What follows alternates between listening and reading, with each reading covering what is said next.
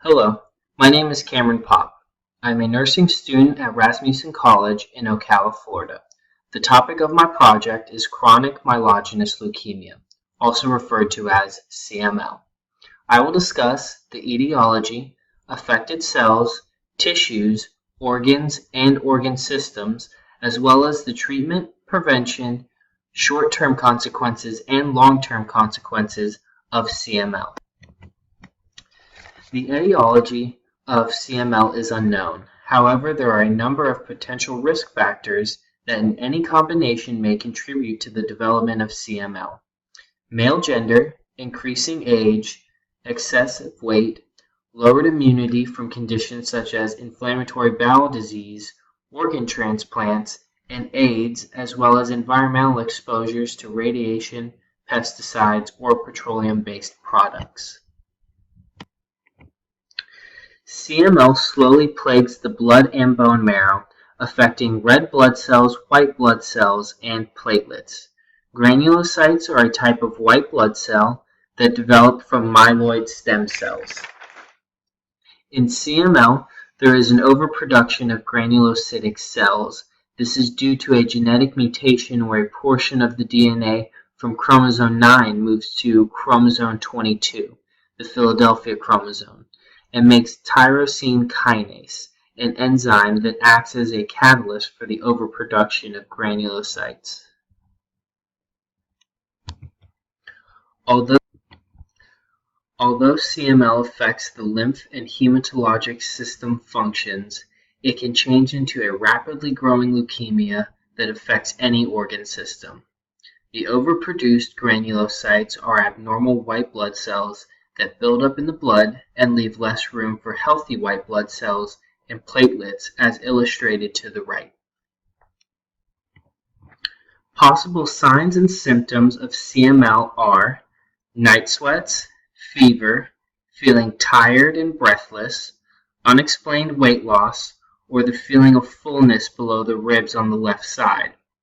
More serious symptoms related to the volume of ineffective white blood cells and inadequate platelets are frequent infections, prolonged recovery from infections, bone pain, swollen lymph glands, headaches, or bruising or bleeding.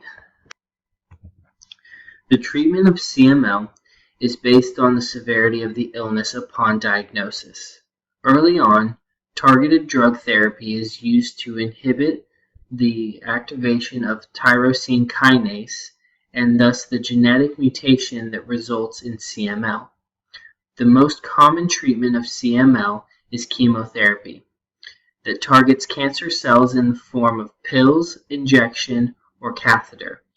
Other treatments include high-dose chemotherapy followed by stem cell transplant, donor lymphocyte infusion to add white blood cells to the body, and or splenectomy if the spleen is too enlarged. There are no clear guidelines on how to prevent CML.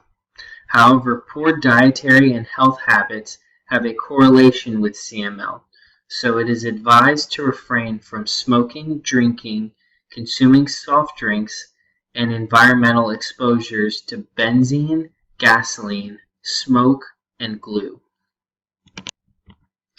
The short-term consequences of CML are fatigue, increased risk of infection, increased risk of bleeding, treatment-related radiation exposure, and medication-related heart disease risks.